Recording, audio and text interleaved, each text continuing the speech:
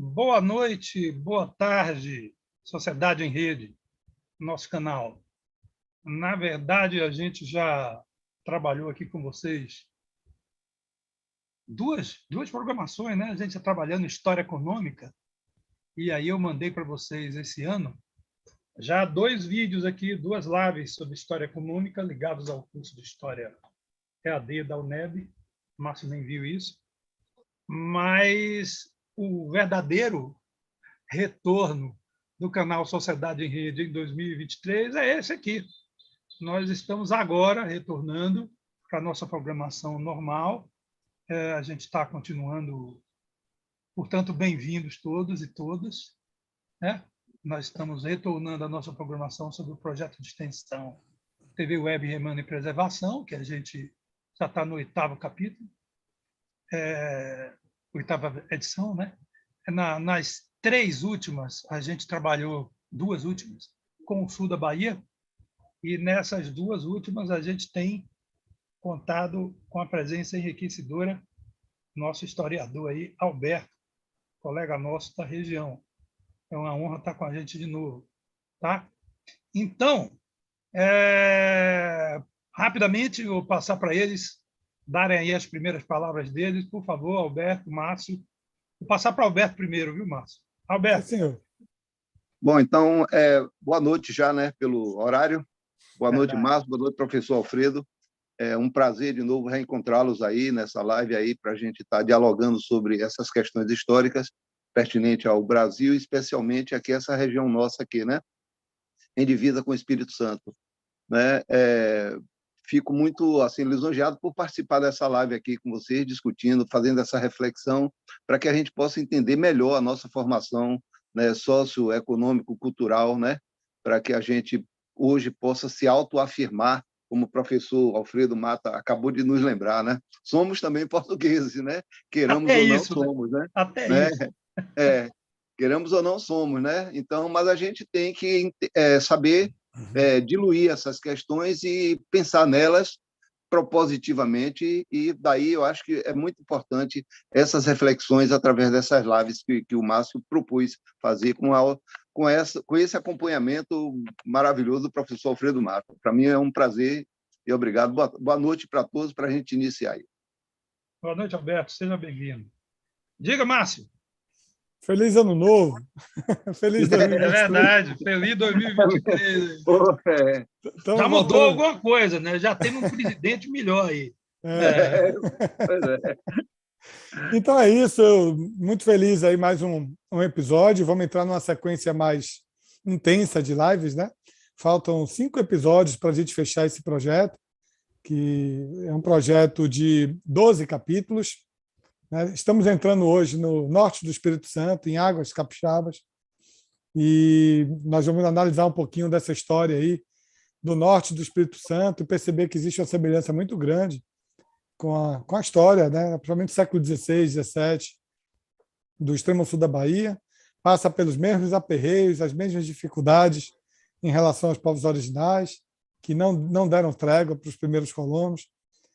Os primeiros não, durante um bom tempo, né? 300 anos aí de guerras, onde, de fato, essas primeiras sociedades aí não aconteceram como se propunham. Nós vamos exibir mais uma vez o vídeo, né? Que ele narra da nossa saída lá de Mucuri e a nossa chegada nas redondezas de São Mateus. São Mateus é uma cidade que está mais ao centro, como diziam os portugueses, mais para o sertão. Ela não está na beira-mar, mas assim todo aquele litoral ali são de distritos, né? São vilarejos, comunidades que são distrito de São Mateus.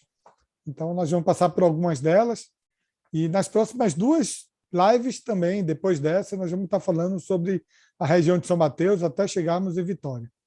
Então, professor, está liberado, vamos assistir o vídeo, né? Tá certo, vamos lá. Me sinalizem aí, por favor, quando a gente conseguir colocar o vídeo aqui na tela. Apareceu? Apareceu.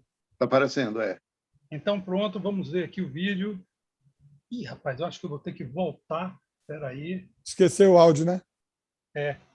Aí sem o áudio não vai ficar legal. Deixa eu fazer de novo aqui esse processo. Dividindo o som. Isso. Agora. Ela, né? Então vamos Pronto. lá.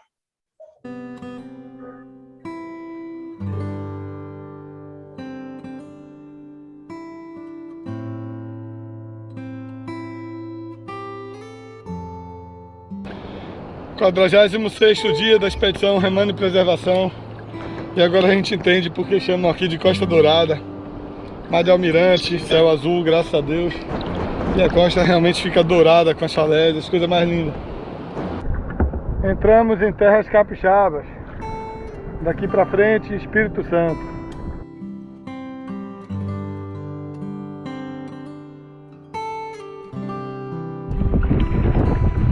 Chegando em Conceição da Barra. A água já ficou escura. Mais alguns quilômetros aí, estamos lá.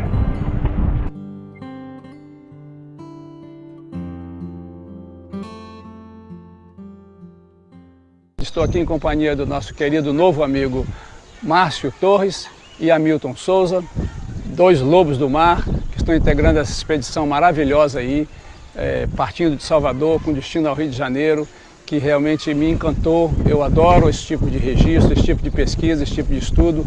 Estou aqui na condição de anfitrião dessa dupla de amigos aí fantásticos. Conceição da Barra está muito feliz por ser parte desta passagem, desta história e destes registros que com certeza em muito engrandecerá a história do nosso país, das origens. Realmente fico muito encantado de ver duas pessoas assim com essa coragem de estar enfrentando as aventuras, né, imprevisíveis de estar navegando. Nós só temos a agradecer e estamos muito honrados em tê-los aqui com a gente.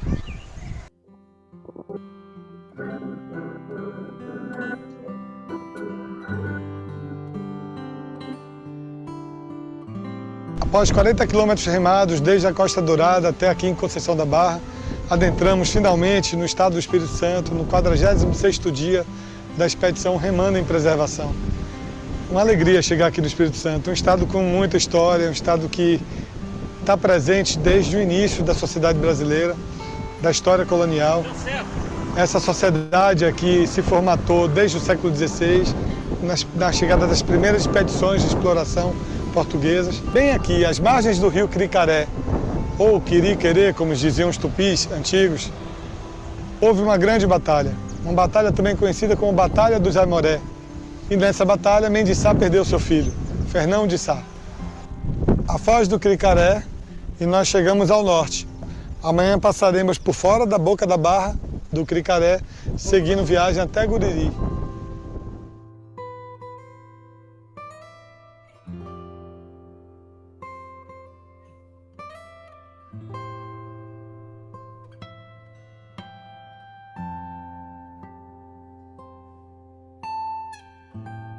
Como seria a vida dos potocudos? Como seria a vida dos tupiniquins?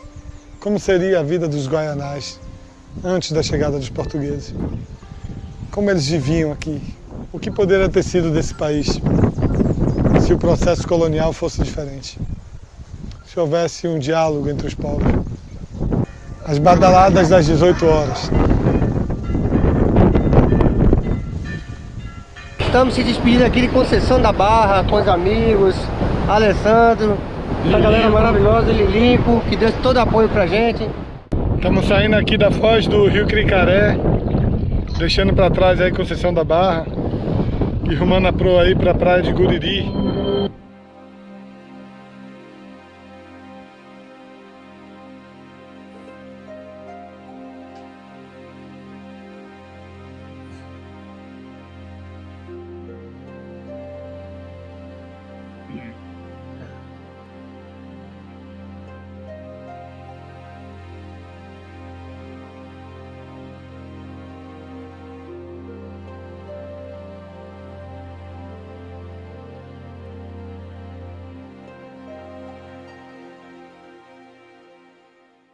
Entrada aqui impossível aqui na Barra Nova.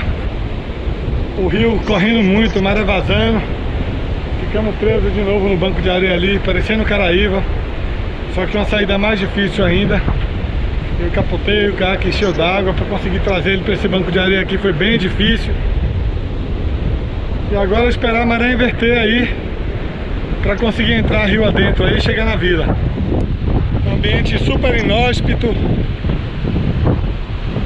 Saída de rio Casca Grossa, correnteza monstruosa. Onda. O mar subiu hoje, tem meio metrão a 1 metro de onda na série. Entrada cabulosa.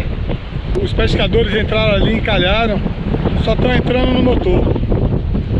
O remo é impossível.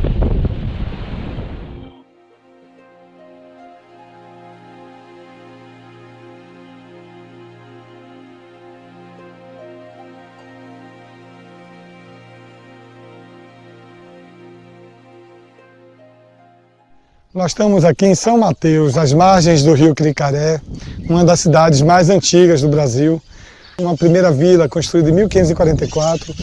Há alguns autores que dizem da chegada dos primeiros colonos vindos da capitania de Porto Seguro, outros já falam que os primeiros colonos aqui vieram fugidos de Vila Velha, das guerras contra os Aimoré, talvez algumas expedições vindas também para afastar os Aimoré de Vila Velha, a primeira vila do Espírito Santo.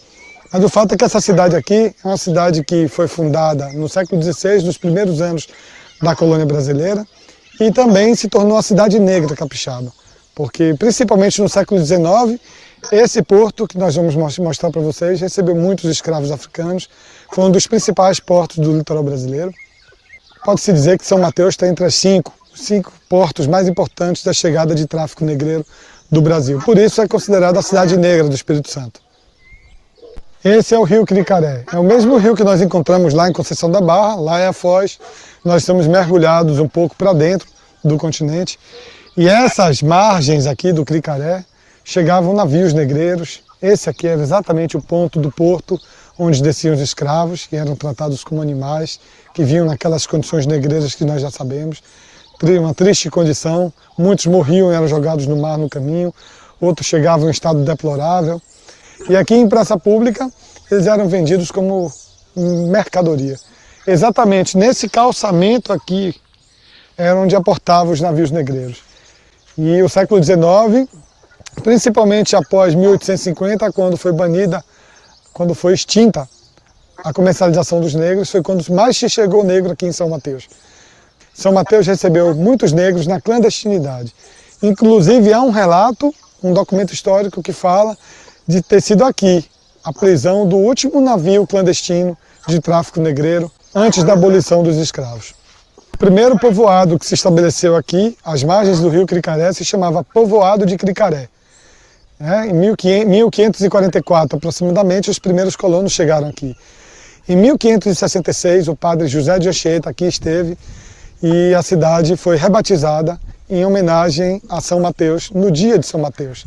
Como era costume dos portugueses batizar os lugares encontrados com o nome de santos.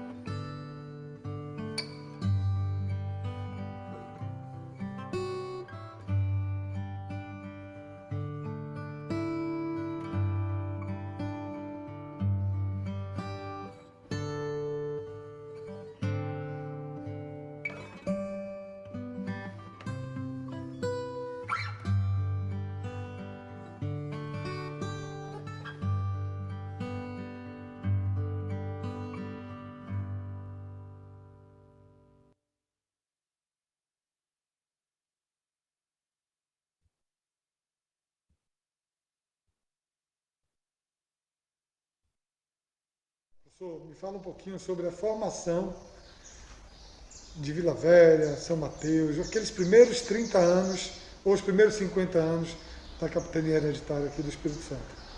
Bom, a capitania do Espírito Santo é de Vasco Fernando Coutinho, que era um importante personagem, né, das guerras portuguesas de conquistas, e ele ganhou essa capitania, né, e vendeu os poucos recursos que ele tinha lá para montar as suas caravelas e trazer para cá um grupo de pessoas. E é claro que esse grupo de pessoas que ele conseguiu reunir não era aquilo que se imaginava.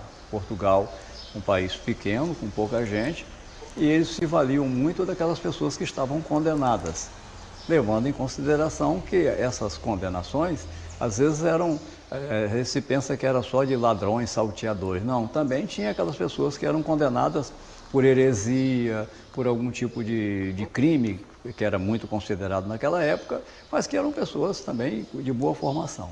Então, o Vasco Fernando Coutinho, ele vem para o Espírito Santo.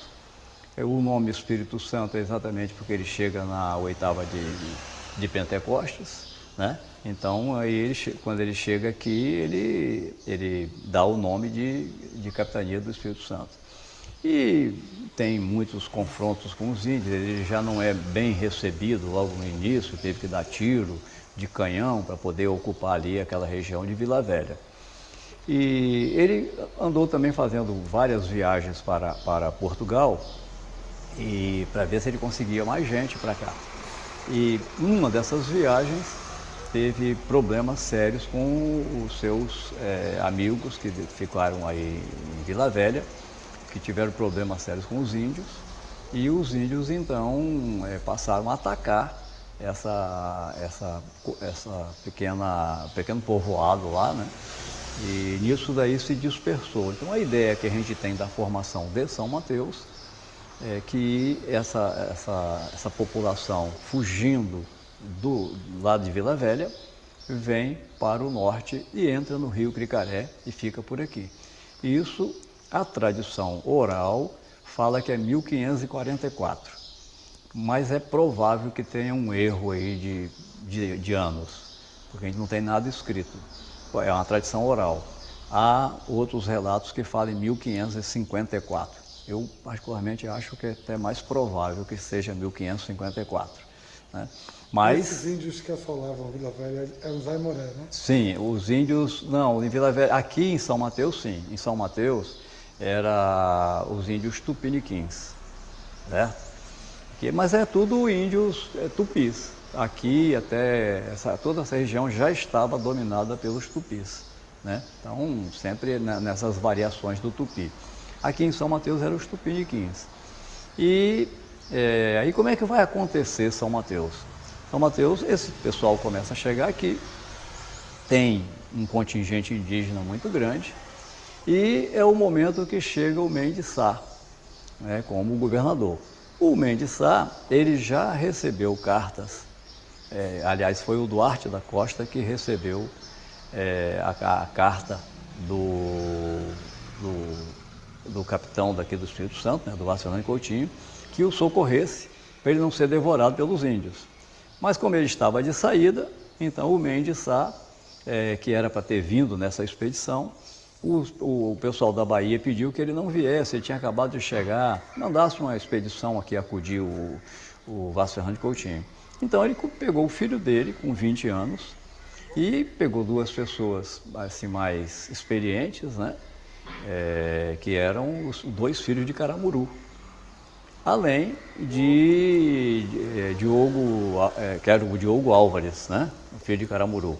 E também outras pessoas importantes que vieram com ele, que eram pessoas já acostumadas também com guerras, né? Então era uma força armada, tinha em torno de 200 homens, 5 caravelas e um caravelão, e vieram para cá. Quando chegaram em Porto Seguro, o pessoal de Porto Seguro, então, falou para eles que o problema do Espírito Santo poderia ser o Cricaré, o rio Cricaré, que é onde fica aqui a nossa região. Porque aqui é que tinha muito índio, e que talvez esses índios daqui é que atacavam Vila Velha. Era um negócio assim meio né, uma informação que não era muito bem, meio truncada, mas era a informação que ele recebeu lá. Então, ele, descumprindo as ordens do pai, que era para ter ido direto para Vila Velha, ele entrou no Rio São Mateus. E aí foi uma tragédia, porque o Rio São Mateus ele é cheio de coroas, né, pedras, que ele tinha que desviar. Então ele vinha, não tinha ainda as cartas náuticas daquela época, então ele veio com muitas dificuldades e os índios passam a atacá-lo. Aí ele tem um primeiro embate, a descrição dos historiadores, que ele fez um primeiro embate em um determinado local, depois em um outro local, e na terceira fortaleza, que ele chega a atirar com um tiro de canhão e tal, mas essa terceira fortaleza chega muito índio para ajudar, e o filho de Mediçá, junto com os 2 filhos de Caramuru, que estão fugindo, quando chega na beira do rio, a nau que eles tinham retirado da beira do rio por causa das marés, estava longe, estava lá pelo meio do rio. E aí o que acontece? Eles não conseguiram chegar na nau e os índios mataram o filho de Mendiçá e devoraram ele aqui. Ele foi devorado pelos índios aqui.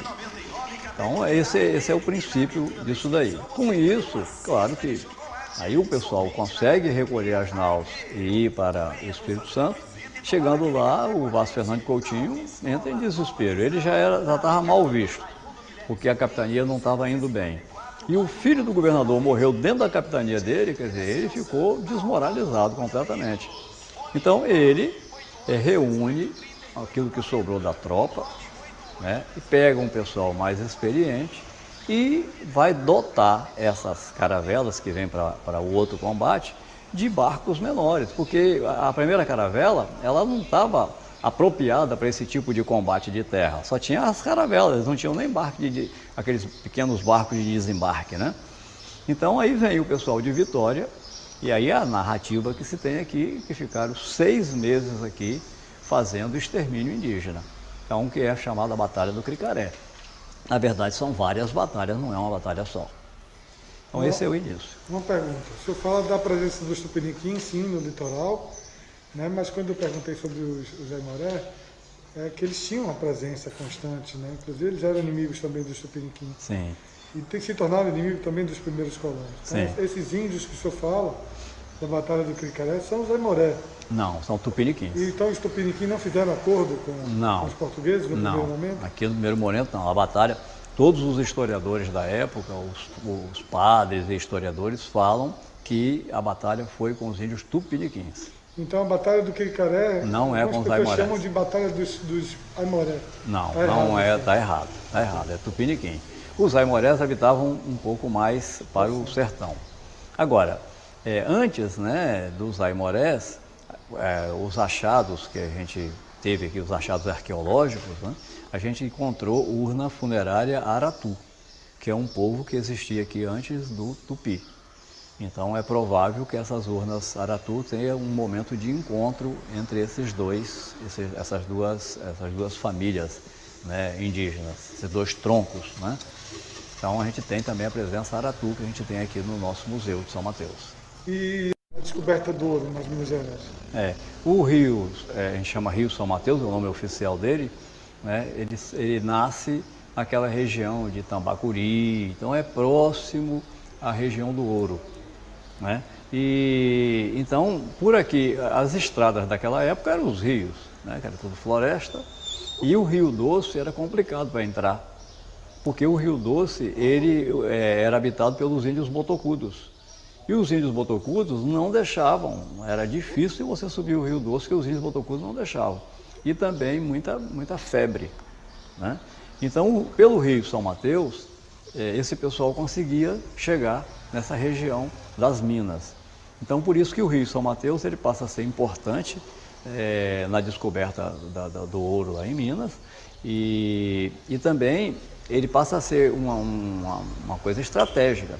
Tanto que quando há um decreto, né, do rei de Portugal, que ele vai proibir, na hora que consolida essa descoberta do ouro de Minas, o que vai acontecer? Ele vai proibir que exista ligação do litoral do norte do Espírito Santo e do sul da Bahia com Minas Gerais. Para quê? Para proteger. Então, tanto que o sul de Minas e o norte do Espírito Santo ainda eram regiões, até a década de 60, de muitas florestas, né? Porque foi preservado. E essa preservação funcionou como uma muralha, para não deixar que estrangeiros entrassem. Daí essas pequenas vilas que foram fundadas, e São Mateus é uma delas. Cria a vila, porque aqui monta um pequeno contingente militar, para não deixar ninguém subir o rio. E vai também proibir estradas e tudo para Minas Gerais. Então, por isso que a gente tem essa região, de certa forma, preservada. O sul da Bahia mesmo tem muitas florestas ainda, com cacau e tudo. Isso foi porque houve esse decreto de proibição para se chegar em Minas, em função desses rios chegarem lá próximo. A gente sabe que a lavoura, até então, aqui, ela não tinha o mesmo poder de produção que Bahia, Pernambuco e Rio de Janeiro. Então, a quantidade de escravos que se chegou até então era diminuto em comparado com outras capitanias. Sim. O senhor pode me dizer que o grande desenvolvimento do tráfico negreiro, a chegada de escravizados para cá, para São Mateus, sofre também influência da descoberta do ouro nas Minas Gerais? Não, eu acredito que não, porque essa exploração do ouro de Minas Gerais vai mais pelo Rio e por São Paulo. É por lá que eles vão. Tanto que quando você fecha essa barreira daqui, é exatamente para ninguém ir para lá. Não é? Então não tem. Aqui o aumento do número de escravos aqui, de pessoas escravizadas aqui em São Mateus, é no século XIX. Aí é exatamente para a produção da farinha de mandioca e açúcar. Então tanto que aqui nós tínhamos, o Espírito Santo tinha 4 barões. 2 barões eram de São Mateus, né? E esses barões não são de café, eles são de mandioca. É um baronato da farinha de mandioca. Pode-se dizer, então, que a mandioca é a manufatura primária e responsável por toda a sociedade escravista. Escravista daqui, dessa Como lá região. Em cima foi o açúcar, aqui foi a mandioca. Já no sul do estado, sim, aí é o açúcar, região de Itapemirim. Agora aqui não, aqui a maior parte era... E tanto que São Mateus, quando em 1823 é devolvido para o Espírito Santo, a arrecadação de impostos aqui por causa da farinha de mandioca é que vai sustentar a capital. O maior volume de arrecadação de impostos era o Porto de São Mateus. De que viveram esses primeiros colonos aqui? Qual a subsistência deles? Qual o tipo de lavoura? Os engenhos aqui a gente sabe que foram um número bem reduzido comparado com Pernambuco e Bahia, mas houveram engenhos de açúcar aqui que produziram, enviaram açúcar para a coroa portuguesa. E o que mais que era produzido entre os séculos XVI e XVII? Aqui a gente tem relatos de engenhos, o relato também da mandioca, né, que era a base da alimentação, e também pau-brasil. Há muito contrabando de pau-brasil, há narrativas de contrabando de pau-brasil que saía por aqui por São Mateus. Então tem esse comércio aí. Depois é que vai se fixar a cana, os engenhos de cana, e mais tarde, no século XIX, vai consolidar a presença da mandioca, e São Mateus passa a ser um dos maiores exportadores de farinha de mandioca da costa do Brasil. Então a gente pode dizer que São Mateus, essa região norte do Espírito Santo, permaneceu de uma maneira rudimentar por 3 séculos, desde o início da colônia. E só veio ter algum tipo de prosperidade e urbanização a partir do século XIX? Não, no século XVIII, o século XVIII, como foi descoberto o ouro em Minas Gerais, né? É importante a gente falar sobre isso, com a descoberta do ouro em Minas Gerais, e nessa época a capitania do Espírito Santo, ela ia até o Tratado de Tordesilhas. Então Minas Gerais pertencia ao Espírito Santo, boa parte de Minas Gerais pertencia. As minas de ouro eram pertencentes ao Espírito Santo, mas aí com a descoberta aquilo se valorizou muito, então é criada a capitania de Minas Gerais. E aí o Espírito Santo perdeu, né, o sertão. Mas havia já um comércio aí no século XVII, um comércio forte de São Mateus com os mineiros que iam pelo rio São Mateus. Então aqui eles traziam pedras preciosas e subiam com sal, com fumo, com arma, com pólvora, principalmente pólvora, né? Que adquiriam aqui nesse incipiente comércio que existia já aqui no Porto. Isso no final do século XVII. No século XVIII, o governo geral passa a se preocupar com o sul da Bahia e São Mateus, nesse período, já estava pertencendo à capitania de Porto Seguro, porque a coroa portuguesa adquiriu, né, a capitania do Espírito Santo, que estava numa situação muito difícil, e isso foi anexado para lá. Então São Mateus fica aí final do século XVIII, né, até final do século XVII, final do século XVIII, até a independência do Brasil. São Mateus ficou pertencendo a Porto Seguro. Daí essa grande influência da Bahia aqui em São Mateus. Então, nesse período da descoberta do ouro, o donatário, o desembargador que foi mandado de Portugal, Tomé Conselho de Abreu, para a capitania de Porto Seguro, ele vem a São Mateus para fazer a elevação dessa pequena povoação em vila, para ganhar os foros de vila. Então, esse prédio que nós estamos era a Casa de Câmara e Cadeia, né, que iniciou-se a construção a partir de 1764, quando é criada a Vila de São Mateus, ganha foros de vila. E é exatamente o pessoal de Porto Seguro que faz isso daqui. Eu quero parabenizar o Márcio Torres aqui com o seu projeto Remando em Preservação, que eu achei fantástico, porque, olha só, ele está fazendo o caminho que os colonizadores fizeram no século XVI. Vieram pela costa brasileira, né, foram entrando, chegando nos pequenos rios, pequenas aldeias, entrando em contato com aquela população indígena daquela época. E hoje ele faz isso de caiaque, junto com um outro amigo, e estão passando aqui na cidade de São Mateus, conversando com as pessoas, vieram entender um pouco da história, estão em contato com remanescentes daquela população de 1500. Então, é um projeto que eu achei assim, muito interessante, audacioso, muita coragem de fazer isso aí. E imagine quantas coisas que esse pessoal não encontra pelo caminho. As intempéries, o perigo do tubarão que passa perto, o vento que derruba o caiaque, né, a onda que bate mais forte. Então, é uma aventura, né? É claro que hoje é uma aventura até um pouco mais segura do que aquela época, mas naquela época o pessoal estava embarcado em naus. Eles não, eles estão praticamente a nado, porque em cima de um caiaque é quase que se você estivesse a nado. Então eu quero parabenizar o Márcio por essa iniciativa, porque realmente é um trabalho difícil e, ao mesmo tempo, assim, deve trazer assim, esse espírito de aventura muito legal, e, ao mesmo tempo, que você vai reconstruindo esses caminhos e também conhecendo como que variou, né? Você que é um estudante, ele que é um estudante de história, que interpreta o fato histórico do século XVI, e ele chega agora no século XXI e começa a ver como que isso mudou, e ele vai fazer essa comparação com esse projeto. Fantástico projeto, está de parabéns você e a sua universidade onde você estuda por ter apoiado e todas as pessoas que estão te apoiando. Terminou, né, Márcio? Sim. Então, deixa eu voltar para nós aqui. É nós de novo. Muito boa a entrevista. Como é o nome dele? Eliezer Nardoto. Nardeto? Nardoto. Ele é a referência, né?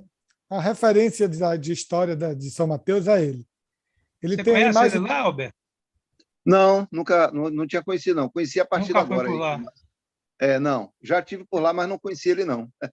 Tinha até Sim, amigos diga, meus que moravam lá em São Mateus, mas não... Certo. Sim.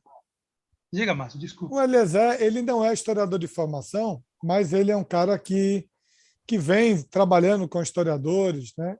E ele tem quase 30 anos de pesquisa histórica voltada lá para São Mateus, né? Ele tem 2 livros publicados. Eu vou mostrar para vocês aqui.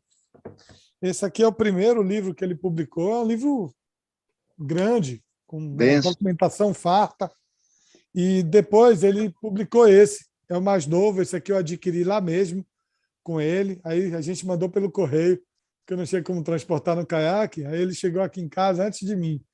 Aí depois que eu cheguei da viagem é que eu fui ter acesso ao livro. Então, assim, ele fez um levantamento assim bem grande, bem vasto. Tem documentação de autores do século XVII. Ele fala muito, cita muito Gabriel Soares de Souza, Frei Vicente Salvador, aquela turma toda, né? De cronistas daquela época. Eu costumo dizer, eu não gosto de dizer que as pessoas erraram, porque a história, não sei se vocês concordam comigo, a história não é feita de... Não é assim que se faz história, né? Fulano errou, fulano acertou. É claro que existem algumas coisas que são... não são nem erros, são falsidades, né? Tem gente que cria falsidades. Mas o que existe são interpretações da história e o que a gente nota são algumas ausências. Então, o que o nosso Eliezer falou, eu não diria que está errado, mas, na minha perspectiva, eu vou colocar aqui para vocês depois completarem, o principal... Veja, a gente tem uma zona de sucesso da colonização no Recôncavo. O Recôncavo é talvez o primeiro sucesso da colonização portuguesa no Brasil todo. Se não fosse o Recôncavo, talvez a colonização portuguesa não desse certo.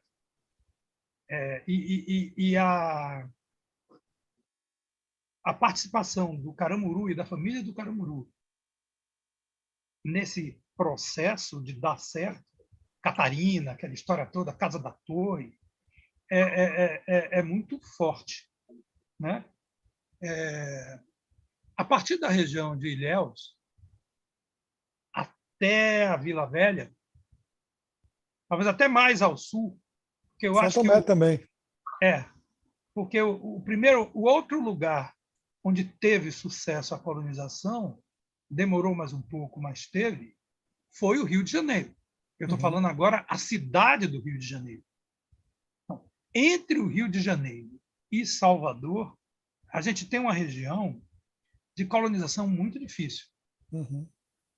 E a maior dificuldade que eu vejo foram mesmo os indígenas, a resistência indígena, que em vários momentos ela foi praticamente heróica. Uma coisa interessante que ele fala é que aí o governador-geral do Espírito Santo arma uma expedição com barcos pequenos e consegue fazer guerra com mais eficiência aos tupiniquins. Pois é, tupiniquins e tupinambás, povos sedentários, por incrível que pareça, mais organizados, eles eram mais fáceis de dar combate. E, na verdade, as regiões onde estavam os tupiniquins e os tupinambás foram aquelas onde a colonização acabou tendo mais sucesso. Mas, como o próprio Eliezer disse, na hora de entrar no Rio Doce, ali não era tupinambá, não. Era botocudo. E botocudo não tem aldeia fixa, não é sedentário. Então, os portugueses não sabem lidar com eles. Isso também vai acontecer em Porto Seguro, com os aimorés, creio eu, se eu não errei aqui. Tá? Com os tapuias da região, em Ilhéus também. Então, você tem vários momentos aí e situações onde há uma resistência civilizatória de um grupo de pessoas que os portugueses simplesmente não conseguem nem entender. E, por isso, eles não dão combate. Não conseguem dar combate. A invasão portuguesa, nesse sentido, dá errado. Agora, ele passa num assunto fundamental. O Espírito Santo é muito Bahia, porque o Espírito Santo acaba pertencendo a Porto Seguro. E mesmo norte, antes de pertencer a Porto Seguro, mesmo antes de pertencer a Porto Seguro, quando era uma capitania autônoma, a ligação com Porto Seguro e com a capital era enorme. E o que acontece com as Minas Gerais, né? E aí ele não fala, é aí que está uma ausência do que ele coloca. As Minas Gerais, elas são uma conquista paulista, uma conquista dos bandeirantes. E quem fala disso que os bandeirantes querem entregar o que eles estão ganhando para os donatários do litoral? E esses donatários de Porto Seguro e do Espírito Santo são relativamente pobres e pequenos. Então, eles simplesmente perdem o interior. Eles perdem o interior. Um pouco mais difícil, e eis o verdadeiro combate, é com a Capitania da Bahia, mais precisamente com a chamada Casa da Ponte, que tinha construído caminhos de currais e de tropeiro de gado entre o Rio São Francisco, o norte da Bahia, o sudeste da Bahia, e as Minas Gerais. Essa disputa, que vai terminar mesmo em briga, vai gerar a província de Minas Gerais e vai fazer com que Ilhéus, Porto Seguro e Espírito Santo percam território, porque os bandeirantes não vão querer dividir o que descobriram com ninguém. E mesmo a Casa da Ponte, a briga de Portugal, essa briga que ele coloca aí, que ele acaba dizendo que não entra ninguém, por aqui ninguém vai e tal, tem a ver com os índios, que os índios já tinham criado a Barreira Verde, mas isso aí, 200 anos depois, fortalece essa situação, né? Mas por quê? Porque, na verdade, eles estão dando combate à Casa da Ponte e à Jacobina, né? que tinha, inclusive Jacobina também tinha ouro e também tinha minério. Essa disputa no centro do Brasil é muito mais séria e acaba gerando Minas Gerais. Olha, no interior da Bahia, existem regiões onde você tem uma cidade cuja população é meio rival da vizinha. Ninguém sabe direito por que é hoje. Mas quando você volta para trás, você descobre que uma foi colonizada por bandeirantes e outra pelos currais da Casa da Ponte. Aí você acaba descobrindo que os caras, até hoje, não sabem por que brigam, mas brigam. Certo. Era essa a minha primeira introdução aí para vocês. Contem aí. Professor Alberto. Olha, eu, a princípio, assim, para fazer uma primeira intervenção assim, eu achei muito interessante a firmeza do conhecimento dele, né? Porque o que ele relata não é uma coisa que ele aprendeu de poucos dias para cá, né? É fruto de um estudo que ele faz, no que pese essa ressalva que o professor Alfredo faz, né? De que, às vezes, há ausências de determinadas questões, né? Mas achei muito interessante, inclusive, essa possibilidade de que a capitania do Espírito Santo tenha se desenvolvido muito mais em cima de uma economia de farinha, né? Isso, para mim, foi muito interessante saber isso aí, que eu não tinha essa perspectiva de que essa coisa pudesse ter sido assim, entendeu? Eu tinha a ideia de que aí o Espírito Santo, como até hoje eles têm uma tradição de muita exploração de madeira, né? Eu tinha a ideia que o Espírito Santo fosse também assim, entrasse nesse rol de capitanias que exploraram muito a madeira, né?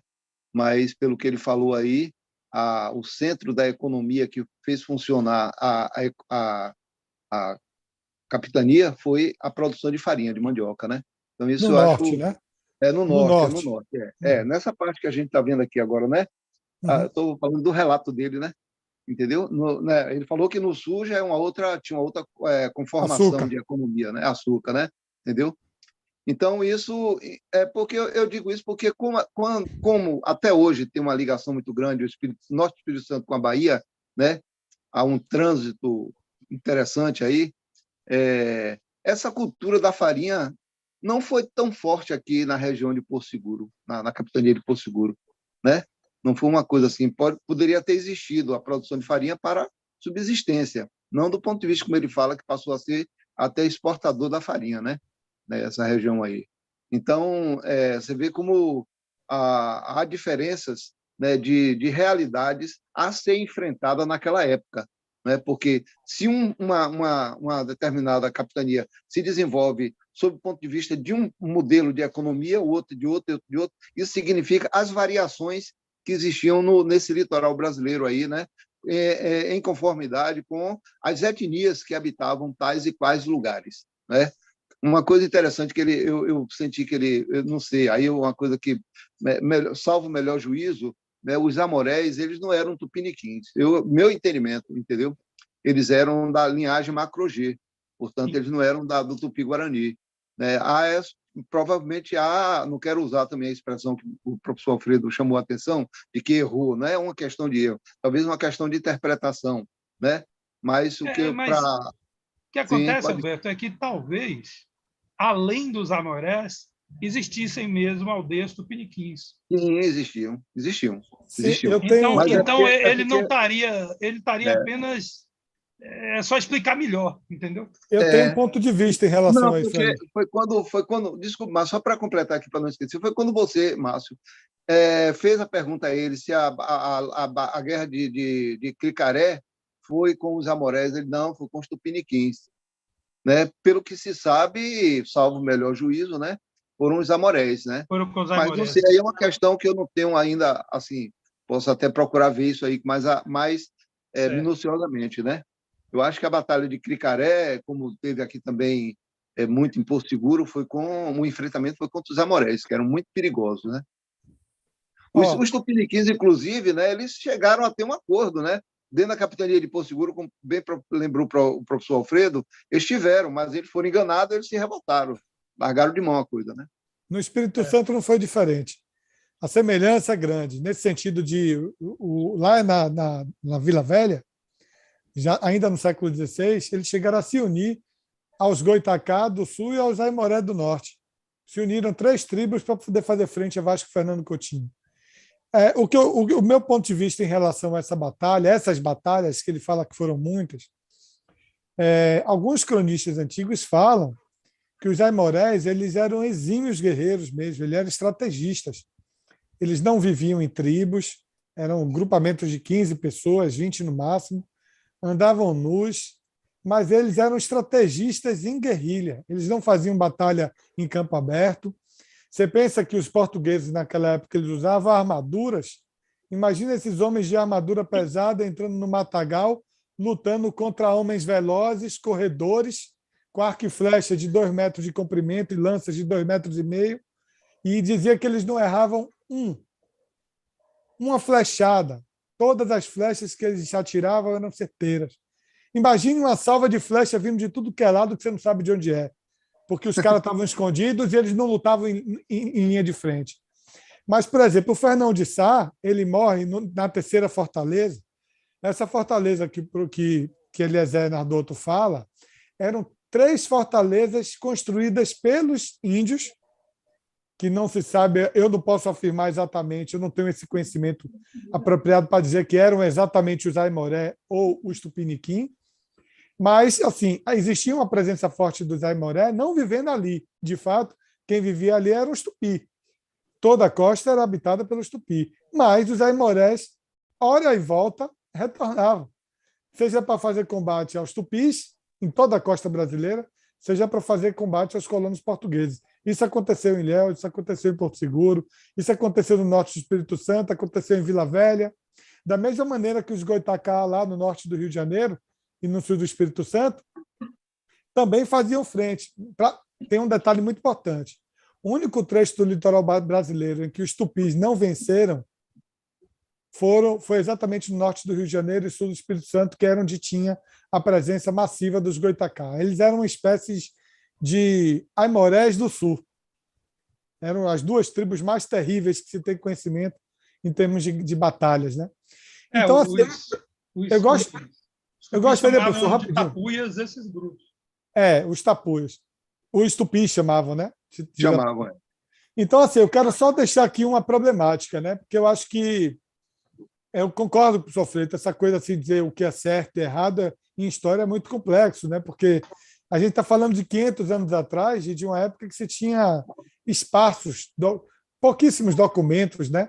O pouco que ficou foi narrado, assim, diante de tudo que aconteceu, a gente não tem 1/1000 da história documentada, né? Mas, assim, é bem possível que essas 3 fortalezas que Nardotto falou tenham sido fortalezas de pau, paliçadas, construídas pelos índios. Tupis. Provavelmente tupis ou aimorés. Aí não, aí é tupi. Porque aí entra a coisa do sedentarismo. Quem tem uma cultura sedentária, construções mais bem elaboradas, paliçada, etc., são os tupis. Sim. Na verdade, o português e o próprio Anchieta é defendido por aí, né, como uma espécie de advogado dos tupis, né? Ele é tido como uma pessoa que defendeu os tupis. Em que consistia isso? Consistia que os jesuítas reconheciam na forma de vida dos tupis algo que podia ser trabalhado. Porque, como os tupis tinham uma agricultura muito evoluída, qual é a diferença? Por que os tupis estavam ganhando espaço? De novo, o argumento marxista, né? Sim. Uma aldeia aimoré, Goitacás, não chega a 100, 200 pessoas. Menos. 200 de jeito nenhum. Eles não tinham aldeia, professor. Eles eram nômades. Eram clãs. E esses clãs viviam cerca de 100 pessoas. Tá? Enquanto que uma aldeia tupi, ela facilmente chega a 500 pessoas, 600 pessoas. Então, o aimoré podia até ser um guerreiro muito melhor que o tupi. Mas ele não conseguia competir com o tupi em termos de exploração do mundo. O avanço do tupi na agricultura da mandioca, e isso é interessante, que ao mesmo tempo ele fala que a região é uma região de mandioca, ao mesmo tempo, né? Então, o avanço do tupi na cultura da mandioca e em menor grau, mas também do milho, né? O milho e a mandioca. Eu acho que o milho era mais comum no sul do Brasil com os guaranis, mas acho que os tupis também já tinham milho. Essa é algo que eu preciso confirmar, tá? Essa informação. Faz com que o português acabe inventando que eles são os povos onde dá para você botar uma igreja, criar uma missão. E muitas aldeias tupis hoje são cidades, né? Muitas originalmente aldeias tupis receberam lá a igreja, daqui a pouco, sei lá, vira vila, uma autoridade e tal, aí pronto, vira cidade. A possibilidade disso ter acontecido com a própria São Mateus existe, ou com Alcobaça, ou com as cidades aí do sul. Quer dizer, ninguém ia criar um povoado a partir de uma ocupação aimoré, porque simplesmente não existe. Então, essa contradição entre aimorés e tupis, acho que ainda não foi bem analisada pela história brasileira em termos de vetor de ocupação e de resistência à ocupação. É isso. Boa ressalva. Cadê o Márcio? Eu estou dando um tempo para o professor se falar, se expressar. Não, deu mais uma. Eu acho que a experiência que você teve lá, acho que você poderia jogar alguns dados aí para a gente analisando, porque, por exemplo, eu tenho aqui, numa visão macro, né, de aplicação de políticas, né, estratégicas aqui no Brasil, né, eu queria, depois, lá para frente, um pouquinho, a gente fazer essa correlação entre esse período e um período posterior, que é o século XVII, né, o século XVII e século XVIII, né, com aquelas chamadas políticas pombalinas, né? Sim. E aí não sei se em que momento a gente poderia, porque eu queria fazer algumas colocações para vocês. Eu acho interessante a gente deixa eu essa então perspectiva. fazer então um comentário em cima do que o professor Alfredo falou, que é muito próprio isso que o professor Alfredo elucidou essa questão, né? Informações assim preciosas sobre a cultura, uma cultura, digamos assim, mais desenvolvida, né, dos tupis em relação aos selvagens, que eram chamados de selvagens pelos portugueses. De fato, os cronistas falam dos botocudos, dos aimorés, né, e dos goitacazes como bestas, né, como demônios. Eles não tinham nenhuma possibilidade de se tornarem civilizados. Eram fora da curva, então eram guerreiros mesmo. Eles não tinham nenhuma condição, segundo a cultura europeia, de qualquer convivência, de qualquer aprendizagem da cultura europeia. Isso é citado pelo Frei Vicente do Salvador, é citado por Gabriel Soares de Souza, por aquele frei pernambucano que fez o noviciado dele aqui na Bahia, é o franciscano, esqueci o nome dele. Então, muitos cronistas falam dos aimorés. Então, é verdade isso. As paliçadas, de fato, o Eliezer Nardoto ele tem razão. Eram paliçadas tupiniquins. A confusão foi minha, porque eu tinha chegado lá em São Mateus com esse pensamento na mente, né, de que todas as grandes batalhas tinham sido vencidas pelos aimorés. E de fato, essa batalha do Cricaré, ela também é conhecida como Batalha dos Aimorés. Né? Historicamente falando, pelo consenso, pelo pensamento comum, é conhecido como Batalha dos Aimorés. Exato. Então é isso. Beleza. Mas a introdução que ele faz à história dessa região aí, né, movida pelos documentos que ele vem, né, vem pesquisando, né, eu acho assim que demonstra as diversas possibilidades que teve a coroa e as diversas dificuldades também que teve a coroa para administrar uma região como a do Brasil, né, com esse litoral enorme, né?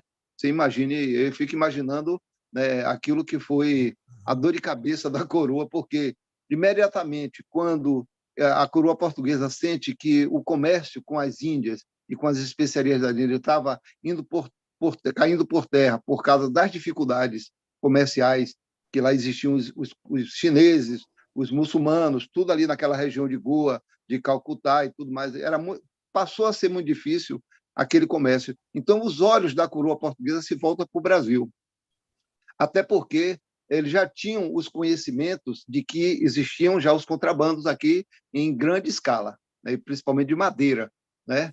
Então, não é à toa que aquela obra que eu citei numa live anterior, de Duarte Pacheco Pereira, Esmeraldo de Cito Orbe, né, ele faz um mapeamento. Eu acredito que essa obra tenha sido de grande, tanto é que ela ficou sob custódia da coroa portuguesa sem ser divulgada, que era um documento estratégico.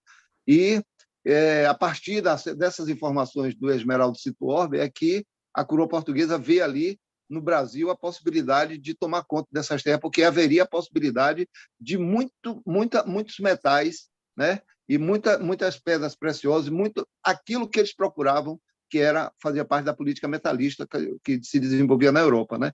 Então, eu acredito que deve ter sido pela diversidade das etnias que viviam aqui, deve ter sido uma tremenda dor de cabeça para os colonizadores, né? Se implementarem aqui, como eu falei anteriormente, porque quando eles vêm de lá para cá, o colonizador vem, ele vai se defrontar com uma estrutura organizacional que não tem nada a ver com o Estado burguês, com o Estado que já estava, com o Estado aristocrático burguês, vamos dizer assim, nesse período aí. Já estava havendo essa transição aí entre um feudalismo e um capitalismo comercial, né? Então, mas já existia, de qualquer jeito, a figura do Estado como centralizador das políticas de desenvolvimento estratégica para determinadas nações. Então, eles se defrontam com uma concepção de vida totalmente diferente. E, ao mesmo tempo, esses povos que viviam aqui, essas etnias, como eles não compreendiam essa situação, eles acharam muito estranha a forma de dominação, porque a demarcação de espaço entre as etnias que existiam aqui no Brasil, elas eram respeitadas. entendeu? Os grupos, eles guerreavam outro, quando a exaustão daquela área começava e tal, eles acabavam entrando em outra. Mas era uma guerra natural que depois aquilo ali se acomodava e cada um ficava no seu canto. Mas a presença do colonizador, ela era diferente, uma presença de domínio, de exploração, de superioridade, né? Porque o que existia aqui entre brigas entre as etnias não era de domínio e nem de poder de superioridade, era apenas por sobrevivência da sua própria cultura, que era um encaixe diferente, né? Então eu fico imaginando aí a dificuldade que foi, né? Não só do ponto de vista do colonizador, mas do ponto de vista também dos povos que existiam aqui, das etnias, né? Como é que eles viram aquela situação chegando, com aquelas enormes caravelas chegando e abrindo fogo, né?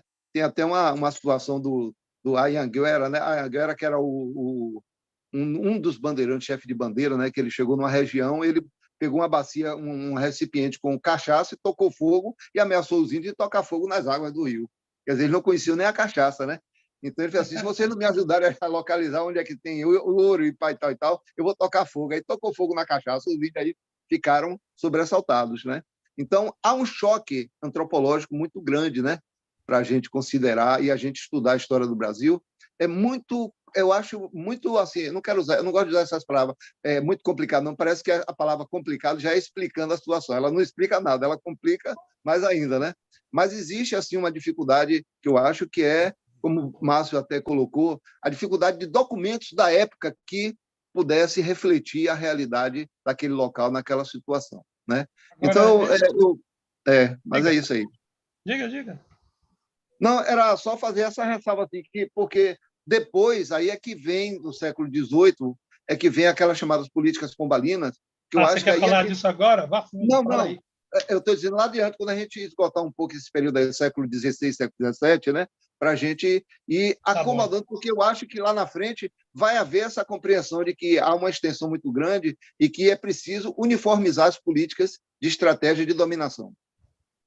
O que eu acho, aí em relação ao que vocês estão falando, é que deve ter sido um espanto total, porque esses seres humanos que se encontravam, eles tinham um processo social totalmente divergente. Então, além da violência, que deve ter sido brutal, até porque muitas vezes, quando o ser humano não entende, o apelo é para a violência, muitas vezes, né? Além da violência, a gente pode imaginar um total desatino, né? E uma incompreensão do que é que estava acontecendo. Tá? Uma coisa que talvez já sirva de introdução, que Alberto quer trazer, é que os estilos das casas antigas, Márcio, que você apresenta, mesmo a casa de cadeia, que está escrito ali que é de 1750 e pouco, ou seja, já da época das Minas, o estilo de arquitetura que ela apresenta é do século XIX. Deve ter tido, então, alguma reforma no século XIX que foi prevaleceu. E a igreja jesuíta em ruínas, ela, sim, está lá com a cara, com as janelas e o tipo de desenho mais antigo. Então, muito interessante o que trouxe a Eliezer. Ele estava falando de dentro do museu, né? Sim, da Casa de Câmara e Cadeia, que é o museu da cidade. É o museu. Aquilo ali é uma construção de povoado do século XIX. Eu tenho a impressão que, enquanto São Mateus pertenceu a Porto Seguro, aquilo não estava organizado como está. É de 1823 em diante, pelo menos a aparência do que a gente vê, que identifica a organização da cidade do povoado. O que significa que isso reforça os 200 anos de pancadaria que antecederam esse momento. Sim.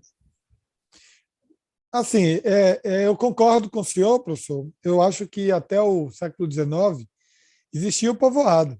Já existia a produção de mandioca, alguns colonos. Existem ruínas desse tempo, do século XVII, mas não representam 5% do que de fato se tornou o centro histórico de São Mateus, que de fato é do século XIX. A questão negreira em São Mateus acontece no século XIX. Você pega os dados que são colocados até pelo próprio professor Eliezer aqui nesse livro, ele coloca algumas tabelas de chegada de negros escravizados, e que assim você vê a grande população negreira de fato chega no século XIX. Muitos deles, inclusive, para a produção do café, que vem acontecer já da segunda metade do século XIX, né? Que é o momento que o café começa a predominar em São Paulo, Rio, ele chega também no Espírito Santo, no norte do Espírito Santo, e as lavouras cafeeiras lá empregam a força escravizada, né? A força do escravo negro. Sobre essa questão, assim, ainda voltando para o século XVI e XVII, eu vejo a questão assim jesuítica muito forte em todo o estado do Espírito Santo. Do sul da Bahia também, mas no Espírito Santo é muito, muito poderosa. O José de Anchieta, ele vem aqui na Bahia, né? Inclusive, eu estive recentemente numa igrejinha de Nossa Senhora da Escada, na Bahia de Todos os Santos, fiz umas imagens lá, gravei uns depoimentos, que é uma igrejinha primitiva, rural, né? Das mais antigas do país, e onde ele se curou de uma enfermidade. Depois que ele se cura dessa enfermidade, em 1565, mais ou menos, ele viaja para o Espírito Santo e lá ele se torna muito famoso, né? A gente vai passar por uma cidade chamada Anchieta, que é um reduto dele, né? A cidade leva o nome dele. E quando se fala de jesuítas, essas missões que o senhor fala, que nascem da cultura tupi, que é uma cultura indígena que demonstra para os europeus uma capacidade de assimilação, a assimilação da religiosidade, da prática e dessa nova sociedade que os portugueses trouxeram, é de fato assim que acontece nas cidades do Capixabas. De Vitória para baixo, todas as cidades, basicamente as mais importantes cidades, nascem de vilas jesuíticas. Então, já para fazer uma introdução nesse novo momento aí do século XVIII e XIX, né, das políticas pombalinas, a gente vê o grande poder que os jesuítas constroem no litoral brasileiro, né, nas terras brasileiras, que, de certa forma, entram em confronto com essa nova era econômica que viria, que era a era capitalista, né, de uma era que precisava de um livre mercado, que combatia já na Europa feudal as monarquias absolutistas, né, a concentração de riqueza dos feudos e também dos senhores aqui do Brasil, né? Então, essa política pombalina, na minha visão, ela vem com o propósito de instaurar o capitalismo, de substituir os modelos econômicos. Aí seria o momento da gente escutar o Alberto, né? Que parece Sim. que Não, mas eu estava lembrando aqui, professor Alfredo e Márcio, um outro dado interessante, antes da gente avançar um pouco para o século seguinte, né? Um dado que eu acho que é pouco estudado e são poucas referências que a gente vê, que é sobre a chamada Confederação dos Tamoios, que ocorreu justamente nesse período aí, a chamada Confederação dos Tamoios, né? Que foi entre 1554 a 1567, muitos eventos aí, né? Inclusive com o que liderou o Caissuru, né? Que ele era uma das lideranças dos tamoios, né? E pouco se fala, poucos estudos têm a esse respeito, porque a historiografia brasileira ela acabou sofrendo a influência da historiografia oficial, né? Aquela perspectiva do dominador, do explorador, do que ganhou a guerra, né? A batalha. E pelo lado do perdedor, pouco se tem observado, né? Quer dizer, qual é a perspectiva que tem na historiografia brasileira a Confederação dos Tamoios, né? Que representatividade teve essa forma de organização? Você vê que a coisa foi tão séria que povos rudimentares, vamos considerar assim, sem nenhuma projeção de menosprezo ou de qualquer coisa, mas povos que ainda estavam no estado cultural perceberam que para enfrentar uma organização de sociedade, como a que estava vindo da Europa para cá, que eles não sabiam nem de onde estava vindo, eles precisaram se organizar. Olha a que ponto chegou, quer dizer, a percepção dos povos tradicionais daqui, dos povos nativos daqui, para fazer esse enfrentamento. Quer dizer, chegou a um nível de entenderem que ou unidos para ganhar, ou então a gente vai se campar todo, se ferrar. Entendeu? Então, aquela iniciativa da que se fala que é da Confederação dos Tamoios, né, uma denominação dada pela historiografia, claro que, naturalmente, eles não tinham essa ideia. A Confederação dos Tamoios não era isso, não tinha CNPJ, né? Entendeu? Mas foi uma forma de organização que eles perceberam para fazer o enfrentamento contra o colonizador. Esse é um dado importante. Isso dificultou muito, né, principalmente nessa região aqui, que essa organização vinha daqui do sul da Bahia até o Rio de Janeiro, até chegar um pouco em São Paulo, a chamada Confederação dos Tamoios, a organização desses índios, que era para expulsar os portugueses daqui do Brasil, né?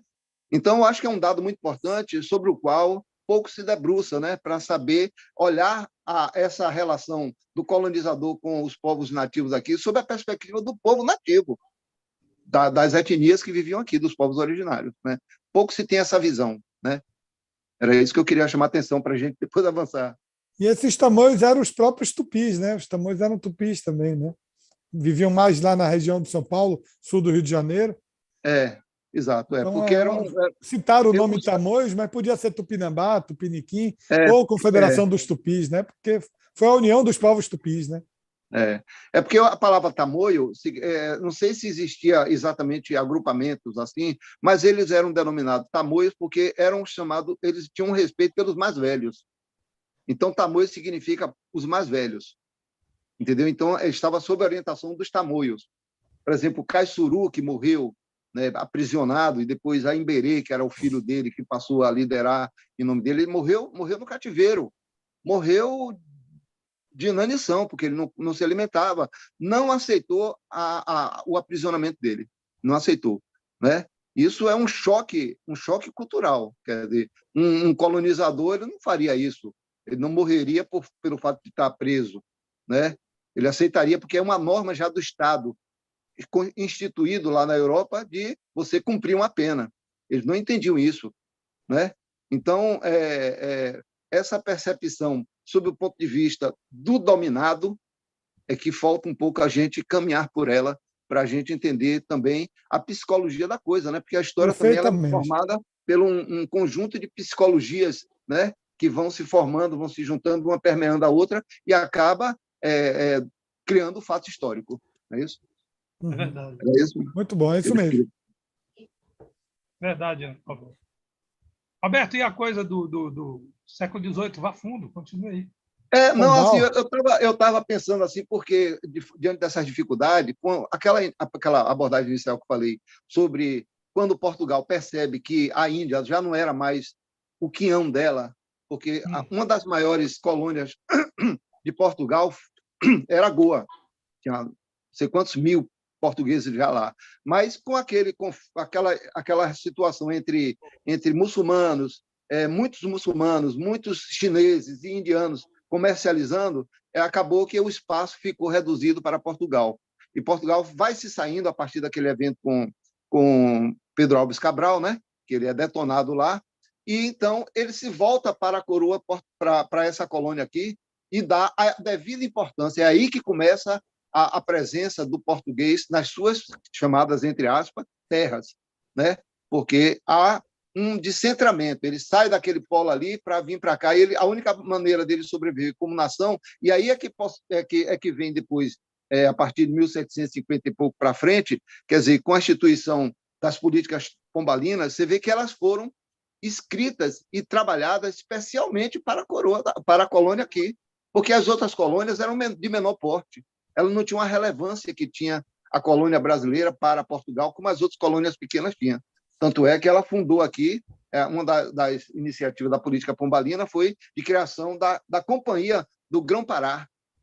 Quer dizer, o Pará, se a gente vê hoje lá a denominação dos municípios lá, muitos deles têm sobrenomes portugueses, né? Bragança, não sei o que lá e tal, isso, aquilo, até como em outros lugares. Mas lá no Pará, que foi criada a Companhia do Grão-Pará, foi justamente para dar sustentação àquele espaço territorial que fazia divisa com o Tratado de Tordesilhas, lá no norte, como o seu Eliezer falou. Cá no sul já era diferente, estreitava, né? E lá ampliava, né? A linha de Tordesilhas. Então, ali era um lugar importante. Então, eu acho que ali, a gente sabe que o Marquês de Pombal ele teve uma grande influência do pensamento iluminista, não é?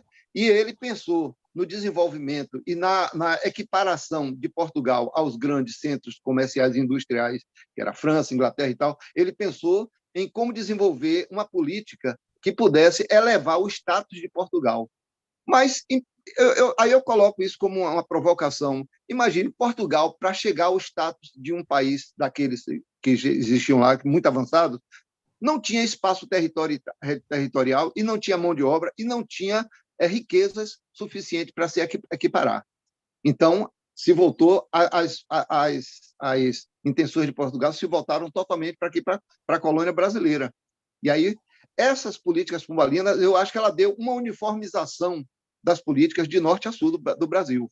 No que pese, em alguns lugares não ser tão bem aplicada, outros com mais dificuldade, outras bem aplicadas, uma série de dificuldades, mas a instituição de determinadas políticas, elas foram quase que homogêneas para o Brasil todo, inclusive com a expulsão dos jesuítas aqui no Brasil, né? Que eram, não sei qual, aí eu preciso até estudar quais as razões que levaram o Marquês de Pombal a expulsar os jesuítas aqui do Brasil, nesse período, né?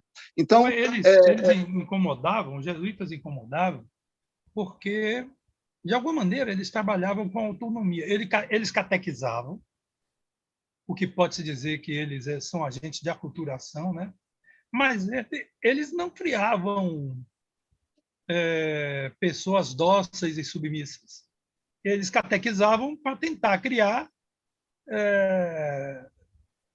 autênticos, digamos assim, súditos, o que, no final das contas, era uma ameaça à política de subalternização da colônia, né?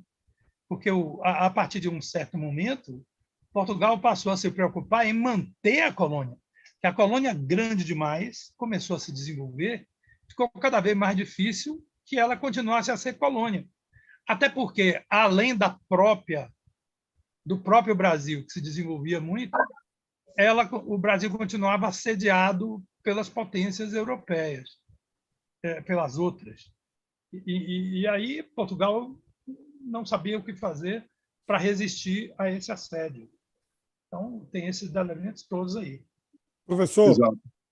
Teve um momento que o rei de Portugal ele instituiu um decreto e que, no interior do Brasil, naquela região da extensão da linha do Tratado de Tordesilhas, em que os colonos portugueses eles não mais seriam taxados como inferiores se casassem com índias, porque foi a alternativa que o rei de Portugal encontrou, que não tinha população em Portugal, não tinha população no Brasil, eles precisavam habitar os lugares para poder fazer a presença portuguesa e dizer, não, essa terra é nossa. Então, foi instituído esse decreto e os mestiços, né? A mestiçagem, de fato, ela passou a acontecer. Os caboclos, mamelucos, né? Como chamam, passou a acontecer de fato mesmo e foi a grande razão da ampliação do sertão brasileiro, né? Do Brasil tomar um pedaço uma grande parte da terra dos espanhóis, né? E eu vejo também essa questão dos jesuítas, a importância também dessa catequese que eles faziam. Eles tinham um exército. Os índios eram um exército dominado pelo ideal religioso. Se os jesuítas mandassem os índios fazerem guerra frente à coroa portuguesa, os índios fariam. Eles tinham muita riqueza. Tem um livro chamado O Feudo, de Muniz Bandeira, que ele dá dados assim, relevantes da quantidade de riqueza que os jesuítas tinham em ouro, em terras, em gado, em produtos manufaturados. Eles tinham um império no Brasil. Então, eles eram uma força financeira. Então, eles assim, eram mais fortes que as outras ordens. Os beneditinos e os franciscanos também eram. Sim. Também eram potência financeira. É como se os jesuítas eles financiavam a cana, faziam coisas assim. É como Mas se os eles jesuítas eram fossem, maiores. é como se eles fossem um Estado absolutista feudal no Brasil.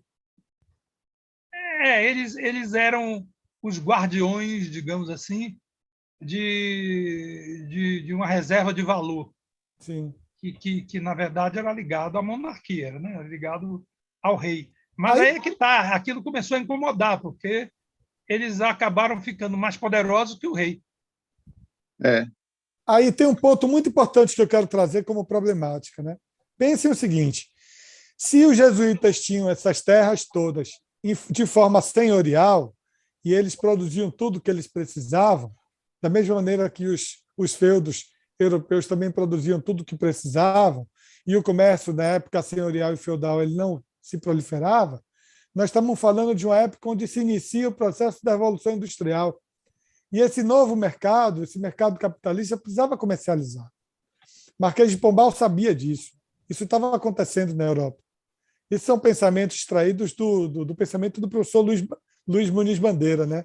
Eu gosto muito dele. Esse livro é um livro muito marcante para mim, no meu O entendimento. dele é muito bom.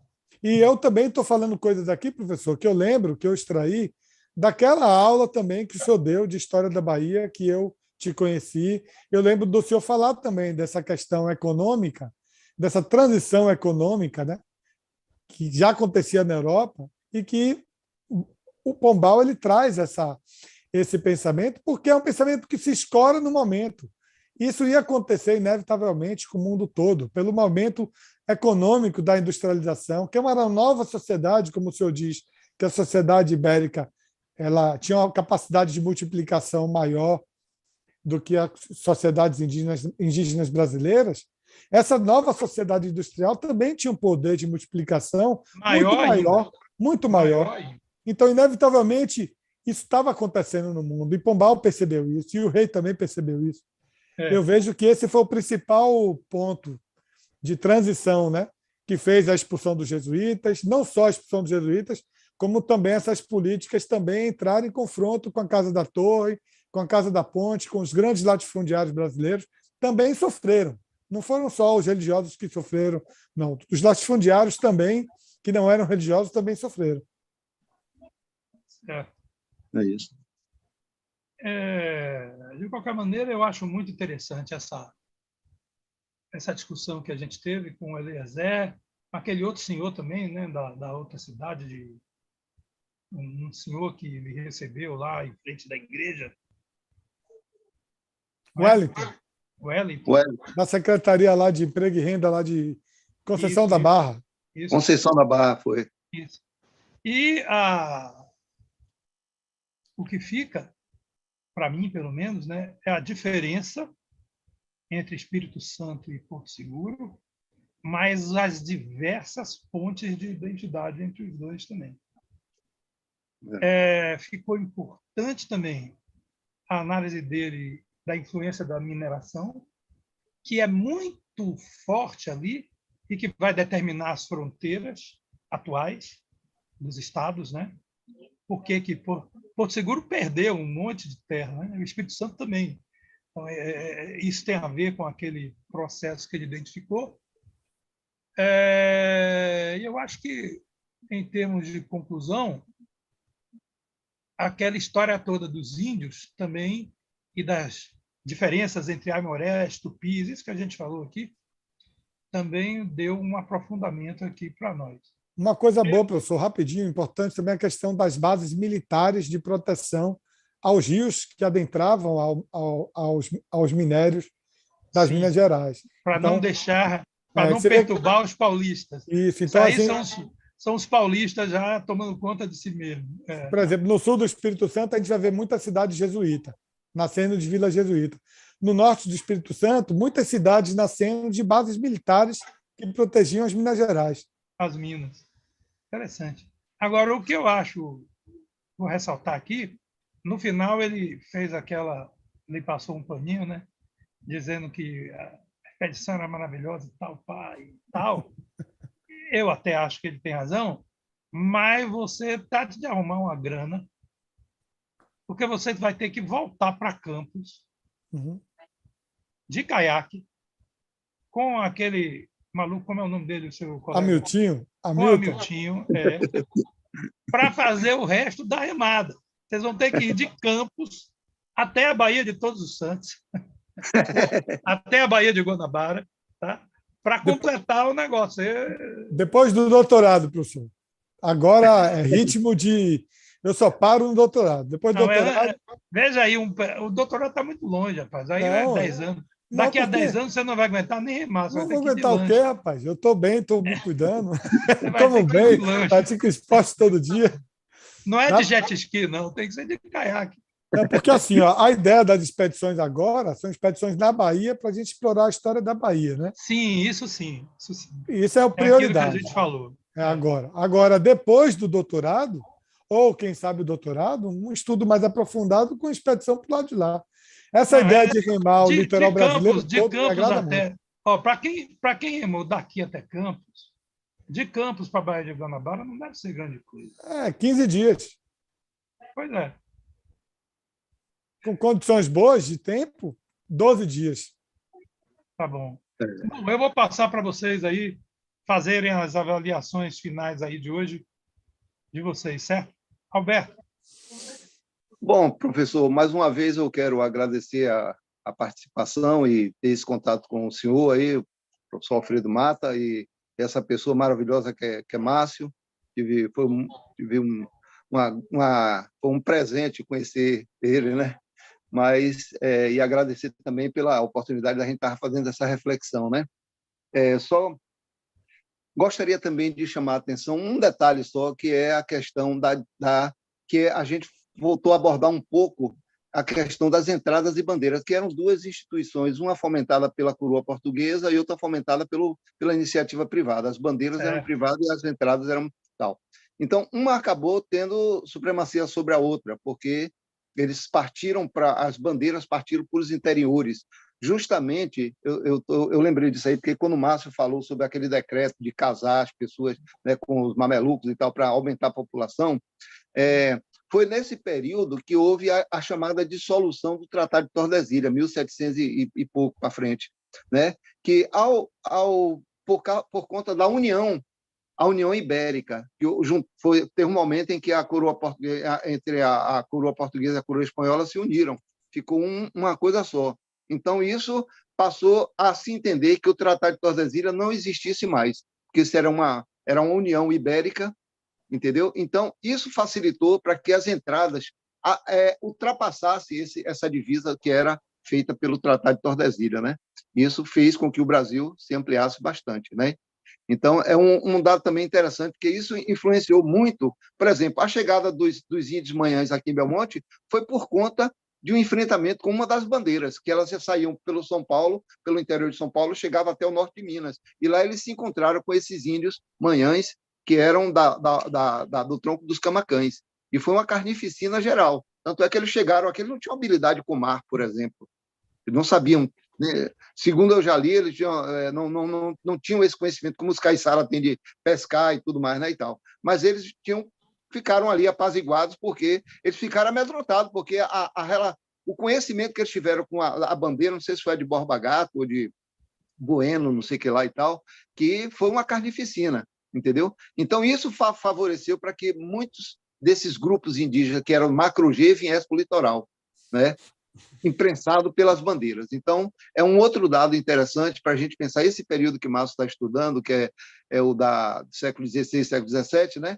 Que foi uma presença muito importante dessas duas instituições, uma fomentada pela coroa e outra fomentada pela iniciativa privada, né? Que eram as entradas e bandeiras, né? Mas, no mais, eu agradeço a todos aí, a Márcio, estou sempre à disposição aqui para a gente fazer essa reflexão, professor Alfredo Mato, mais uma vez também, obrigado. Teremos a oportunidade de nos conhecer pessoalmente, né? Tomara, né? Vamos sim, vamos fazer isso aí. Vamos fazer esse encontro. Tá bom aí, Márcio, eu agradeço você, Márcio, e boa noite para todos aí, a quem esteve ouvindo aí, participando da live. O pessoal não fez perguntas, não. Mas vai lá, Márcio, suas palavras. O professor Alberto, ele começou como convidado para uma live, Foi ficando, ficando. Rapaz, eu estou achando que você vai terminar esse projeto com a gente, viu? Porque Hoje ele virou a atração do canal. eu Né? acho que agora você Convidado já especial. não é mais convidado. A partir de agora, o professor Alberto já é um cidadão institucionalizado aqui no Integrante. projeto Terreno de Preservação. Integrante. Professor Alberto, ótimo, nós teremos aí o 9º, o 10º episódio. São 2 próximos já que vão chegar em Vila Velha. O próximo a gente desce o Rio Doce, 43 quilômetros por dentro do rio. A gente vai até Linhares de carro para fugir um pouco da arrebentação das ondas. Estava bem cansado, vocês vão ver. O próximo vídeo fala disso. E dá uma oportunidade de a gente conhecer também um pouco desse famoso Rio Doce, né? Que ele é narrado em verso e prosa aí, em 5 séculos, né?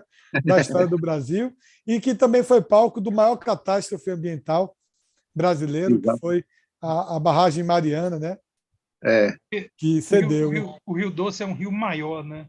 Ele é um rio poderoso. É um rio poderoso. Se vocês sentirem depois energia... do São Francisco, o mais poderoso é ele. Olha, se vocês sentirem a energia daquele lugar, da foz daquele rio, a quantidade de tubarão, tigre que tem, de tartaruga gigante, a sensação que a gente tem é assim, assim, se o cara não tiver um psicológico forte, naquele lugar ali o cara sucumbe. Numa navegação de caiaque. Ele pede pinico e pede para voltar, entendeu? Porque Rapaz, é uma região perigosa. Você foi muito corajoso, você, viu, Márcio? Rapaz, eu fico impressionado. É uma região perigosa e inóspita. Vocês vão ver um depoimento. Dizendo que ele pegou 2 tubarão à unha. Oh, meu Deus. Quem fazia isso era o Zé Moré. O Zé Moré enfiava a mão na boca do tubarão e puxava, meu amigo. E matava o bicho, puxava as tripas na mão. Então é isso. Então a próxima live vai ser sobre o Rio Doce. Nós vamos chegar em Regência, vamos falar um pouquinho de Regência. Depois a gente vai falar de Vila Velha e Vitória, na 10ª. A 11ª fala da Barra do Jucu e fala sobre o Congo, que é uma manifestação que existe até hoje, que é uma fusão de português, africano e indígena, e tem bandas de Congo, e eu entrevisto mestres de Congo. E a 12ª... Em que lugar foi, Márcio, esse aí? Na Barra do Jucu. Na Barra Rapaz, do Jucu. eu conheci agora recentemente em Caravelas um pessoal de um Congo. É de lá do Espírito Santo. Não sei que lugar agora. Só tem Congo lá. É uma prática endêmica. Só tem Congo lá. Eu não sei que lá de São Benedito, devoto de São Benedito. O São Benedito é um santo africano, né? E tem a ver com Congo. Tem a ver com... Mas eles tocam Congo, é porque eles se apresentaram lá em Caravelas. E vocês vão ver que coisa maravilhosa que é essa banda de Congo tocando, que eu gravo, eles tocaram para a gente, exclusivamente. Foi uma maravilha, assim. E o último episódio... Você lembra o nome do mestre lá? Do mestre era Naio? Não. Não, então é outro. É outro grupo. Não. É o Mestre Honório. Mestre Honório é o nome do grupo que tocou. E eu entrevistei o Mestre Daniel, que já tem mais de 80 anos. Ele é fabricante de tambor. Então vai ser tem bom, a casaca, é uma maravilha. E o último episódio vai ser passando por Anchieta, né? Entrando na foz do rio da cidade de Anchieta, e vai até Itabapoana. Então, professor Alberto, já está feito o convite aí. Pronto. Se o professor Alfredo concordar, acho que a gente tem que continuar junto aí, porque esse trio está dando certo. Funcionou bem. Tá certo? 3 pessoas fica bom. 3 pessoas fica bom. O diálogo enriquece, né? Vamos dar uma porrada aí nesse projeto aí, tentar fazer uma sequência de lives aí. Vamos tentar. Você ficou de me indicar um sujeito aí que eu estou precisando. Sim, senhor. Mas será que a gente consegue fazer um aí por semana aí, daqui para frente? Vamos tentar. Para a semana mais um, né? Vamos tentar. Vamos marcar essa... Professor Alberto, fica de stand-by aí, viu? Tá certo. Qualquer coisa, você me avisa com antecedência para me preparar. 48 horas.